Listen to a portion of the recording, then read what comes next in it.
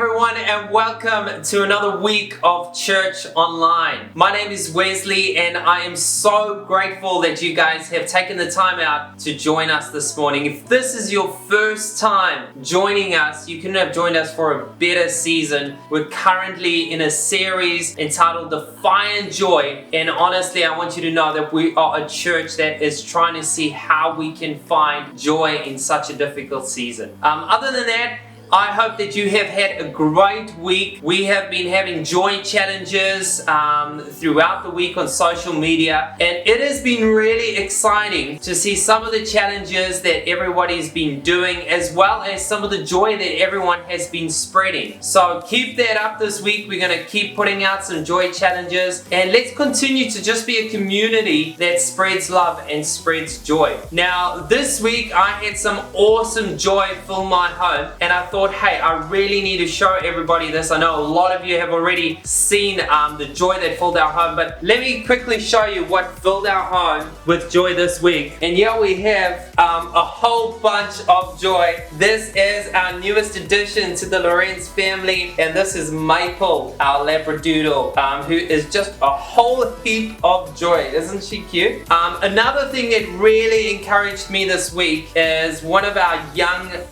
girls in our community is Harlow, and for those of you who know Harlow, she is just an inspiration to all of us. And this week she took some time out of a busy schedule and she actually wrote some letters to some of the nurses who've been working in the hospitals, and she's such an encouragement. So Harlow, great on you, thanks for all your help. And yeah, we have Maple almost taking my finger off there. But anyway, you've joined us again for week 2 of Defiant Joy. Today I have the privilege of introducing my wife Zalia, who's going to speak to us and share on the second edition of what Defiant Joy looks like, especially in times of adversity. So sit back, relax, thanks for joining us, and Maple and I are going to go and grab a seat now and enjoy the program. Thanks. A couple of years ago, I had this awesome opportunity to be able to be a volunteer at a summer camp in the States.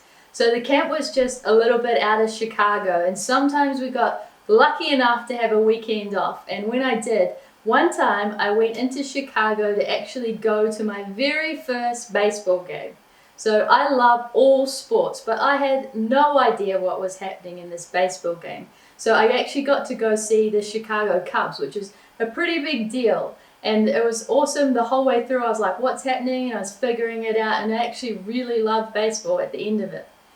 Today I want to share with you about a story about baseball, and it is a story that happened years before this game that I went to, but it's a game that went down in history because of one inspirational guy. So it was a day that a game was very tense, and there was a famous pitcher who played for the San Fran Giants, and this guy was in the 6th inning about to pitch, and so he's nearing the end of the game. He has 3 innings to go, and he's winding up his arm, and he biffs the ball as hard and fast and far as he could. And in that moment, it said that people could hear a sickening crack throughout the stadium. This guy, Dave Draveki's arm actually cracked in half when he threw the ball. He grabbed it and fell to the ground in agony. He later said it felt like an axe was hitting his arm. That's how painful it was. It turns out that this guy had undetected cancer that had been weakening his bones. And he was rushed to hospital, and after scans and doctors coming in, he hears the horrible news that his arm is actually going to have to get amputated to his shoulder. Can you imagine how this guy felt? Not only were you in so much pain, but you're hearing that you're going to be losing your career as well as your arm. And this guy was young, and he had years worth of professional sports to play as well as his whole life. And everything was about to change for him. After the surgery, a few weeks later, he actually returned to the stadium to go and greet all his fans. And when he walked onto the pitch, he was greeted to a standing ovation. And that was the first of many standing ovations for this guy, because the day after he appeared back in the stadium, He had phone call after phone call of people ringing him to get him to come and speak and share his story. This guy is so inspirational to me because not only did he go and share his story and go on to become a motivational speaker, but he also chose to use good out of his adversity. And not only that, but he also chose to celebrate God in it. And everywhere he went and spoke, he actually praised God and shared of his hope and why he can still be so happy, even though he wasn't doing the thing he loved, playing baseball.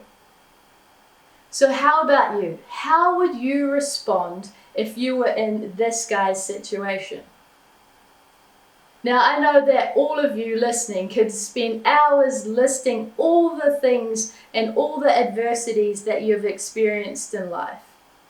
Some of them can be so huge that it's actually shaped your whole life and changed the trajectory of it because of the crazy things, the traumatic things, the hurtful things, the painful things that you have been through.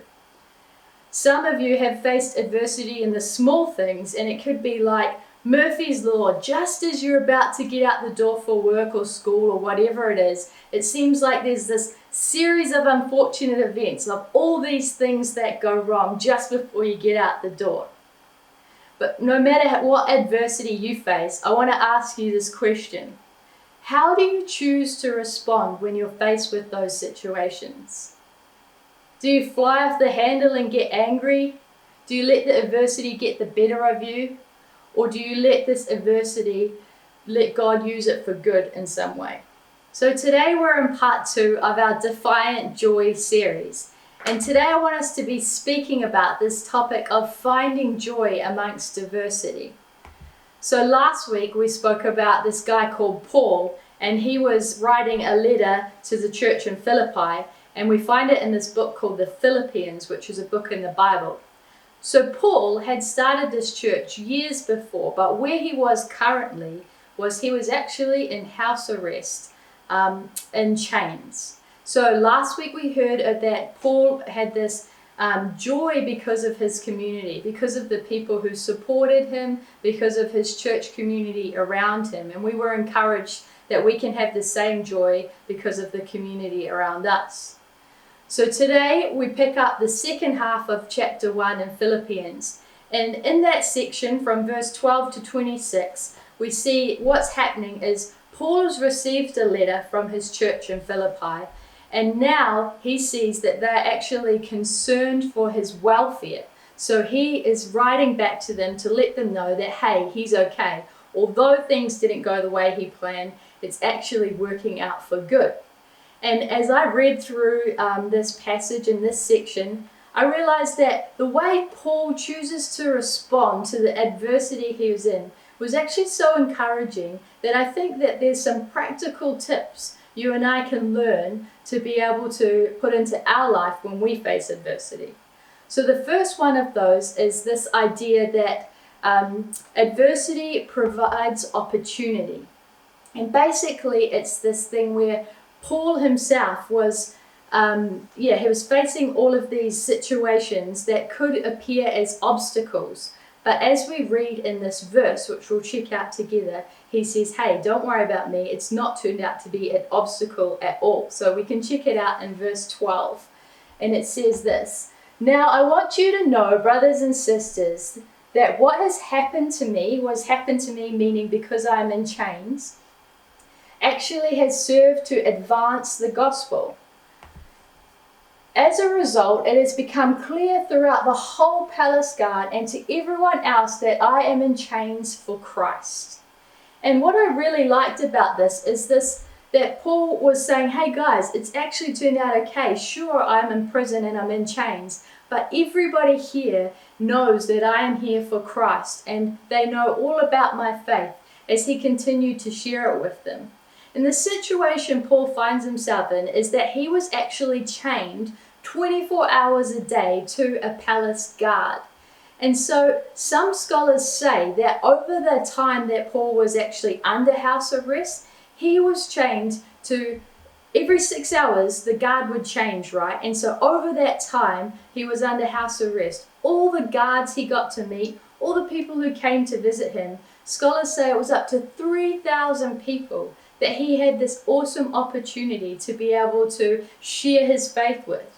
The crazy thing about Paul is that when he first set out on this mission, he'd been traveling around telling people about God, sharing his faith, sharing his love for God, and he wanted to come to Rome as a preacher, someone to continue sharing this hope with people. But instead, we see Paul ends up coming to Rome as a prisoner, which is completely the opposite way that he was planning to arrive, right? It's not at all what he had planned. It's a complete plot twist. And I don't know about you, but I've definitely experienced some plot twists in my life. You know, I plan for things to go one way, I'm excited for it to go this way, and the complete opposite happens sometimes.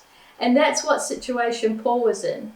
But he actually ended up having this opportunity that came around. It wasn't an obstacle at all, it was an opportunity. And the reason that I believe that he viewed it as an opportunity is because of his faith.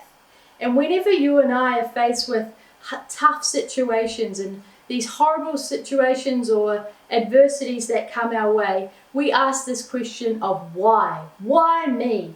Why did this happen? Why? And I don't blame you. I ask that all the time. And some of you have been through such horrible, tough and horrendous, heartbreaking situations that the question why is the only thing that actually keeps us going in that moment. And I understand that.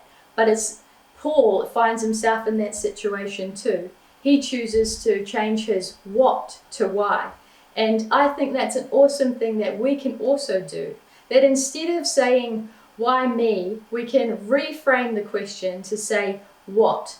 What do you want to do in this season, God? What can you use this for? What are you teaching me in this? What experience can I use to be able to help other people?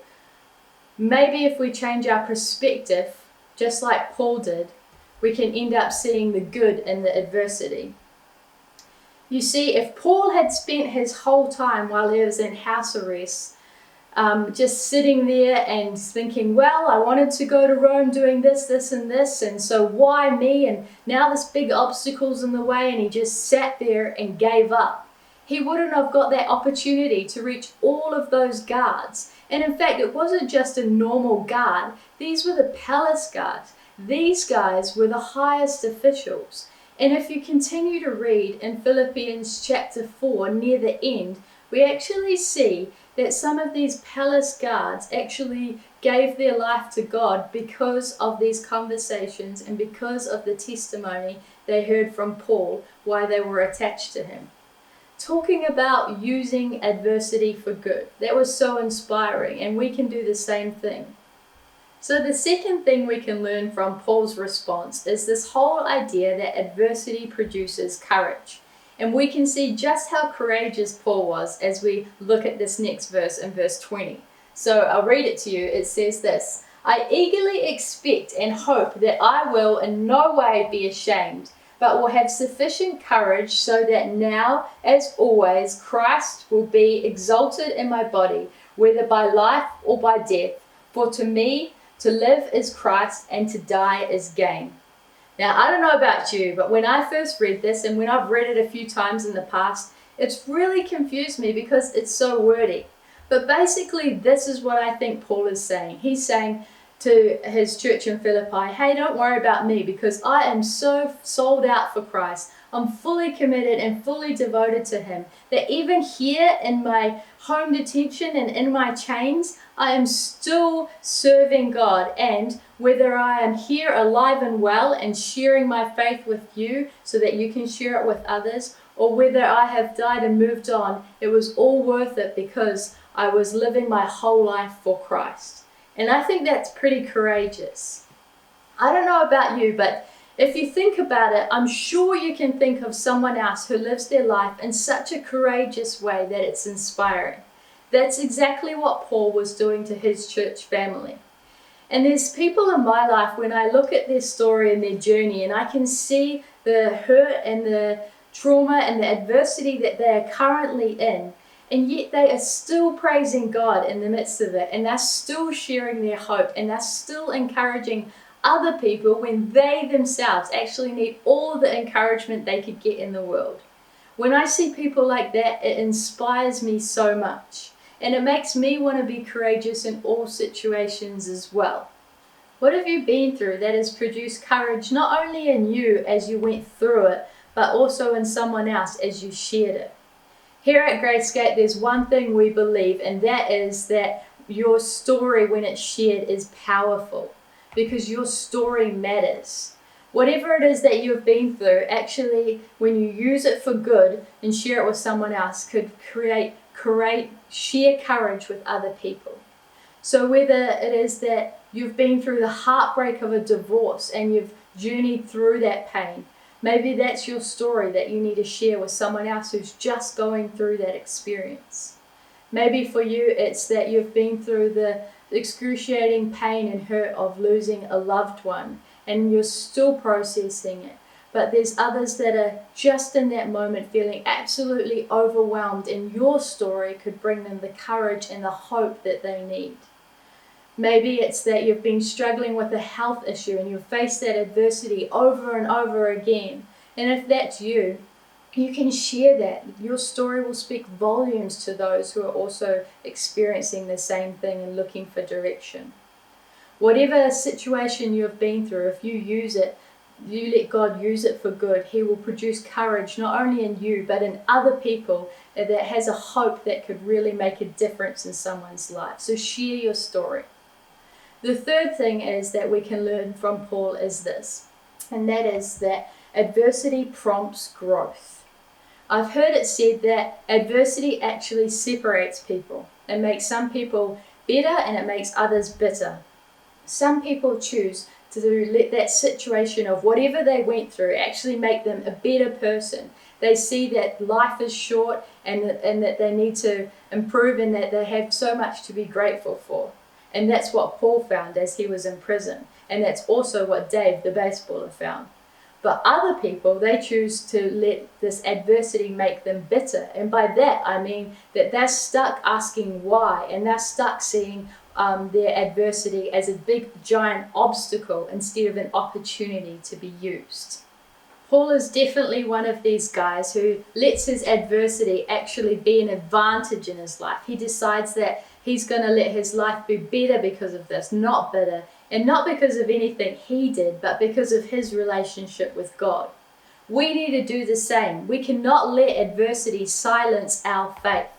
Instead, we need to be like Dave, the baseball player, and like Paul, and actually turn up the volume when we're faced with adversity and let our faith speak even louder. Let people know why we have hope, even in the midst of the craziest adversities where people would expect us to be knocked off our feet. Turn up the volume in your faith instead, and let this be an opportunity and a platform for God to actually shine through you.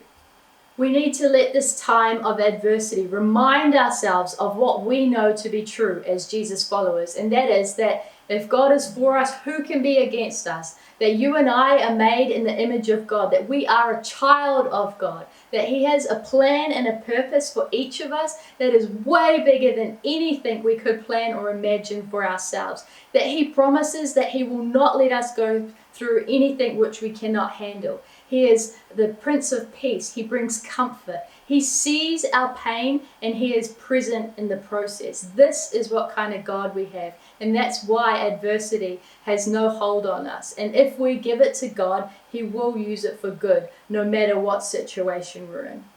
Now today we have the awesome opportunity of hearing from someone from our very own Gracegate community who's going to be sharing about the adversities and the heartbreak she's faced in her life and the way she still had hope and reflected God through it. So let's check it out.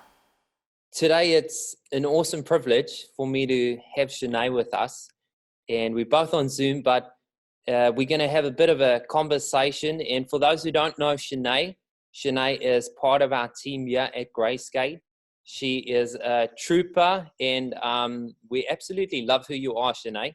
And thank you this morning that you've taken the time out that we can have a conversation. Maybe you can also just introduce yourself to anyone who doesn't know who you are? Cool, thanks, Wesley. It's good to be here with you. Yes, I am on team at Graysgate. Some of you might have seen me, but probably not, because I was mostly at the back with the kids, which I love doing and I miss them heaps. I now have my own baby, and so I've been really busy with her, and it's been an awesome time. But yeah, looking forward to getting back and seeing everyone again. That's me. That's cool, Shanae. And yeah, for those who haven't seen Shanae's baby, Beth, she is the cutest girl out. And we're really grateful to have you guys as part of our community, Shanae.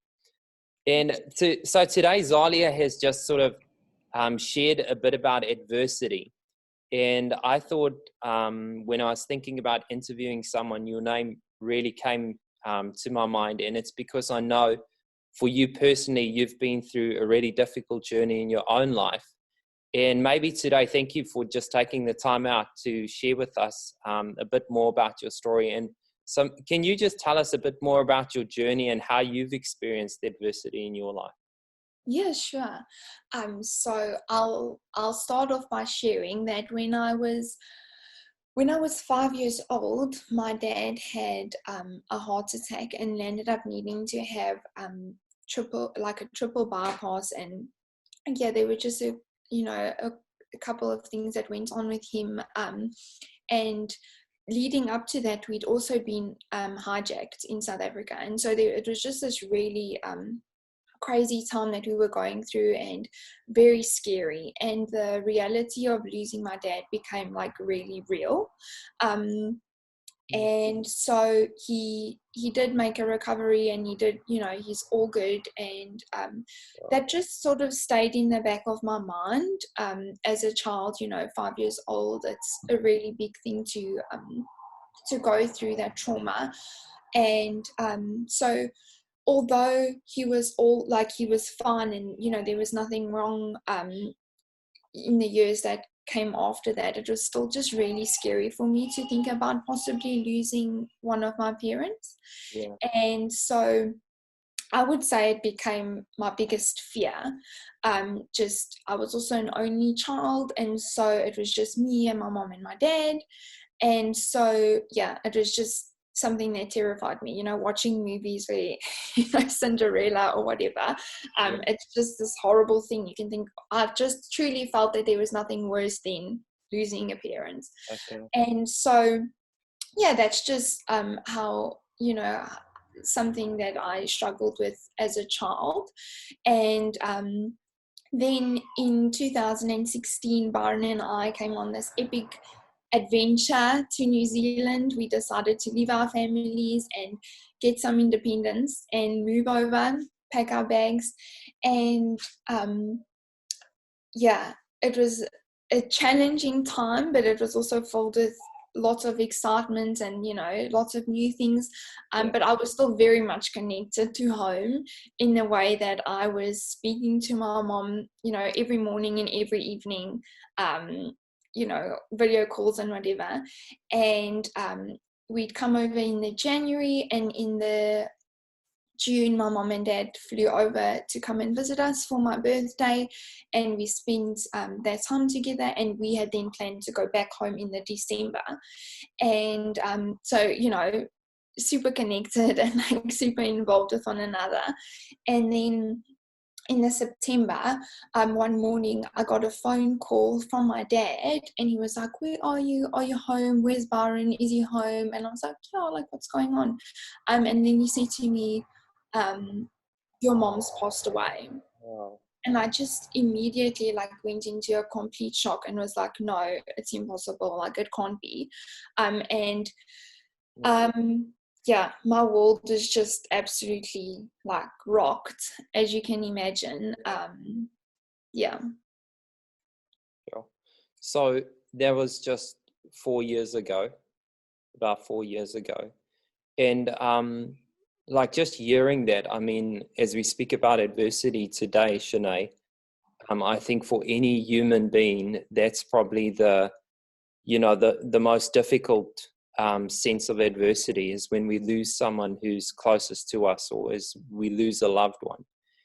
And for me today, I want to also find out, like, what was that experience like for you afterwards? Like, how did you get through some of that really difficult time, the grief and the pain? Yeah. So, as that, anyone, I don't think you can relate to it until you've lost someone really close to you. It's not like a grandparent, I think everyone sort of thinks like, oh yeah, your grandparents pass away. And not that that isn't, challenging, it is, but I think it just became so much closer to home all of a sudden. And so it was just very, very challenging. And practically, there were stretches, I had to fly back home and I sobbed all the way, 18 hours, full on, like wailing, crying on the plane. People must have thought, what the heck is going on with this girl? But it was just, that grief just hit me really, really hard, like no other grief had hit me before. And so even though that was going on, I know that I had this peace from God that just, surpassed all understanding. People talk about it, but I was able to really experience that. I could just tell that, like, although this was so challenging, and although at that time I couldn't see past it, I knew that God was with me and that He had me and that I was going to be okay. And yeah. Wow. No, that's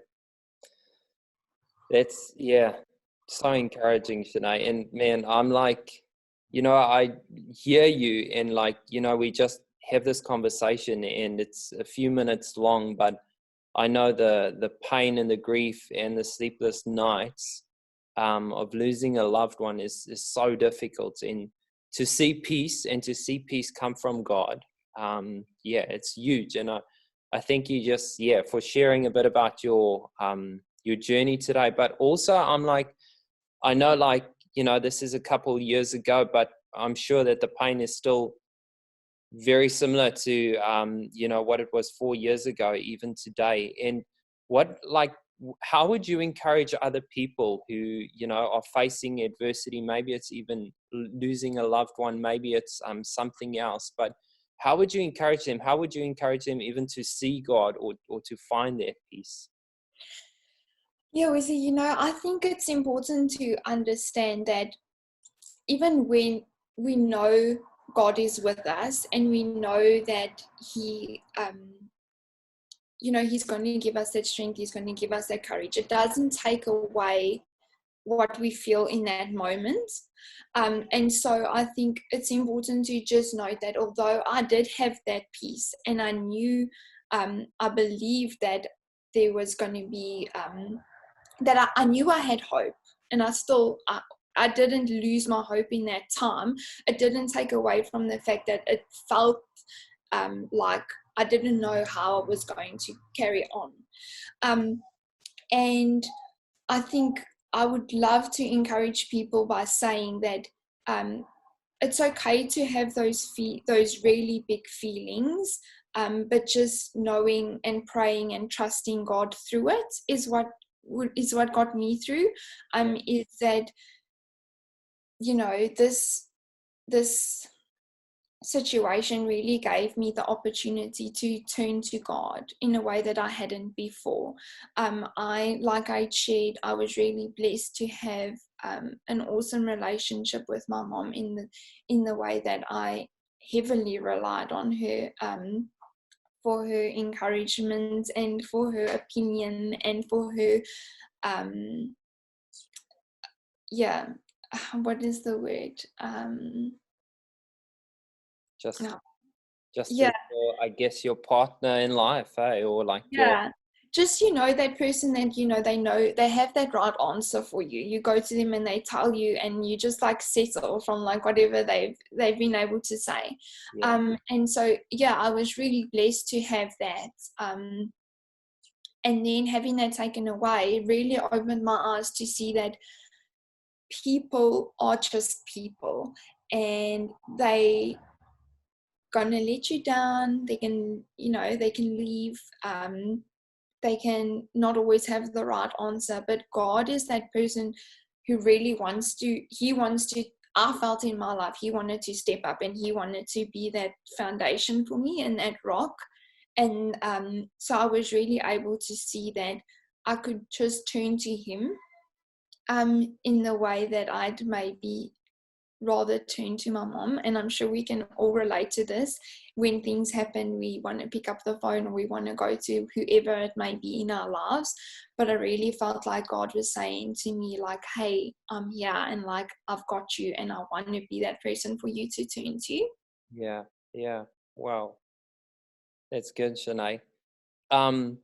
With that, like, even with what Zols was sharing, it just shows that, like, through this adversity, you've gained this courage. You've also seen, some of what's been some of the, I guess, huge adversity has been turned into opportunities. And I wanted to also just chat a bit about how have you used this, like what you've been through, and you've been sharing, like, how God has sort of helped you to connect with others, or to share God's love and saving grace. So how has this adverse situation in your own life helped you to connect with others? Yeah, I really have been able to, when I've seen or had people in my life who have lost someone since, I've really been able to empathize with them on a whole new level. And there's been a few times where I've seen people, like on my Facebook and so on, that have lost someone, that I've been able to reach out to them and connect with them, especially over messages when they've been far away, and just been able to give them that encouragement that from other things people told me when I was going through it, or things I wish people had told me when I was going through these things. And it's really been an opportunity for me to reach out and connect when I feel it's like at an extremely raw time in anyone's life. And it's just nice. I think everyone sort of feels it's an uncomfortable situation. Death is a very uncomfortable situation for people. You'd never really know what to say or what to do. And it's just been, for me, an encouraging opportunity to be like, hey, like, I know what you're feeling, and I just want to share this with you. That's been an opportunity to connect on a way that I wouldn't have thought I would have even wanted to. Yeah, for sure. And that's so powerful. And I love that about, like, the viewpoint that I have of God, and the picture I have of God, is that he doesn't, cause these things to happen in our lives, but the difficult seasons he definitely can use. And I love the way you just, you can empathize with someone in a way that, a lot of other people can never do. So even today, Shanae, I'm just grateful for you just taking a few minutes out of your time today and just sharing your story with us. Your story matters. What you've been through matters. And I know God's, going to continue to use your story to help a lot of people. And more than that, I'm just really grateful for who you are, and especially your family. You've got a beautiful family, Byron and Beth. I don't know, is Beth around at all? She might be. I can try find her quickly. Yeah, why not? Let's show everyone. Let's brag a bit and show Beth off.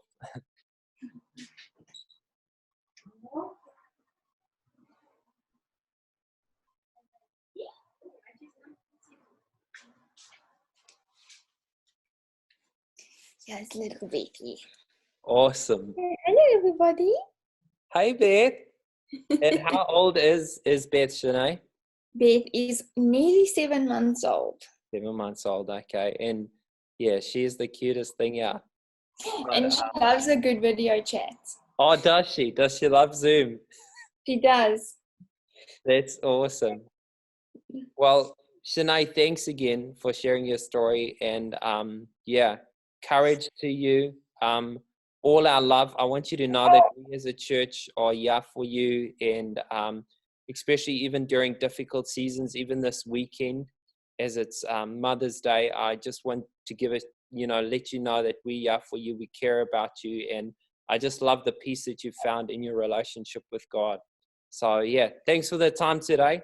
I don't know if there's anything else you wanted to share. I'll share this last little bit with you guys. When so after this had just happened, I just found out that my mom passed away.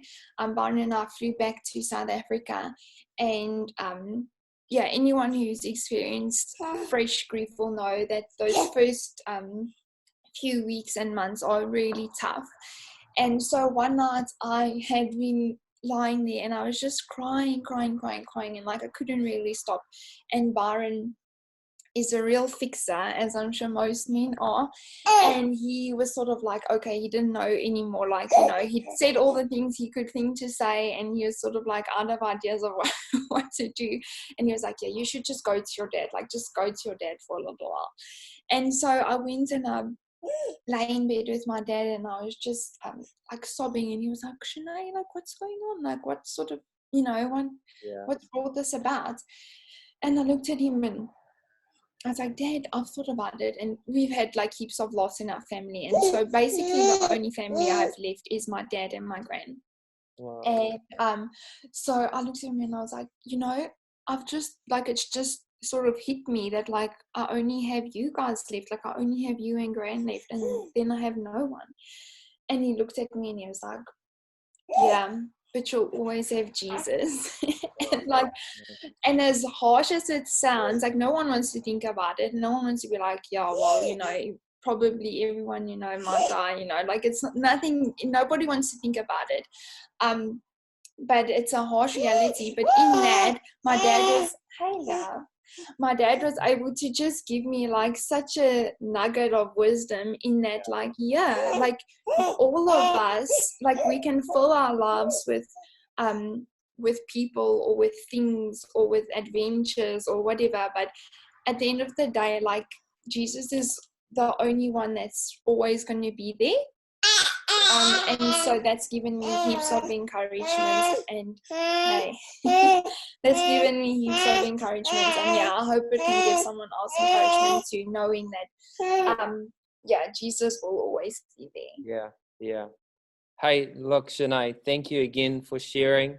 Thanks for your God and your relationship with God. It's definitely making a difference. And even today, we just really appreciate it. And I know this is encouraging so many people in our community. So thanks again. Appreciate your time. Thanks, Beth. No problem. Say bye. Bye. All right. Thanks, Okay. Shanae. Courage. Thank you. Bye.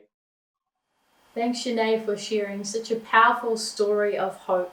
And it's so inspiring and encouraging to so many of us.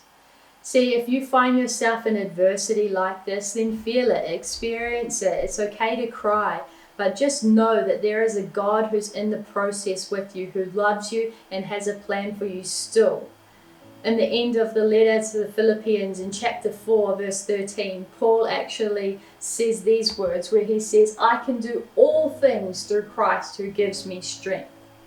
See, the strength that when we face adversities, it's nothing if it's our own strength. But when it's God's strength, it has the power to even bring good out of these times, so that we can find joy even in these hard, heartbreaking moments because of His power and hope that He gives us. Whether you've been through a situation and an adversity that has just been so hard in your past and it's still shaking you, or whether you're currently in the midst and in the thick of an adversity that's just overwhelming you, or maybe there might be one in your future. And if that's you, don't give up. In fact, use that as a stepping stone to be able to reflect God and let it be a lens through which other people can see God. Because when we focus only on what is wrong, we lose sight of what God makes right. I don't believe that God causes these situations to happen, but I know that He can use them for His good and to be able to bring hope to other people, bring courage to other people through them. See, God knew that we were going to face tough times in this world. He knew adversity would come at us from all different directions, whether it be Dave and his baseball career, or whether it be Paul in prison, whether it be us. He knew we were going to face hard times, but he also knew that there would be a way out. So I want to leave you with this verse of encouragement in John 16, and it reads this: I have told you these things so that in me you may have peace. In this world you will have trouble, but take heart, I have overcome the world. Dear God, thank you so much that you are somebody who has overcome the world. Thank you so much that no matter what adversity and heartbreak we face in our lives, you are stronger, and that you will bring good even out of the hardest times in our life. Thank you for people whose stories inspire us and help us to be able to see you in it. Thank you for the hope that you give us and the strength that we can hang on to in our hardest times. In Jesus' name, amen.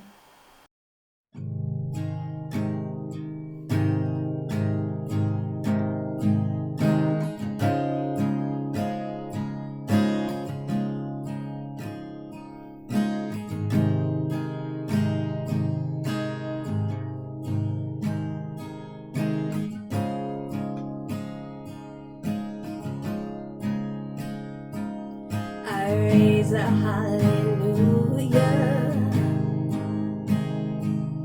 in the presence of my enemies. I raise a hallelujah louder than the unbelief. I raise a hallelujah. My weapon is a melody. I raise a hallelujah. Heaven comes to fight for me. I'm gonna sing in the middle of the storm. Louder and louder, you're gonna hear my praises roar. Up from the ashes, hope will arise. Death is defeated, the King is alive. I raise a hallelujah with everything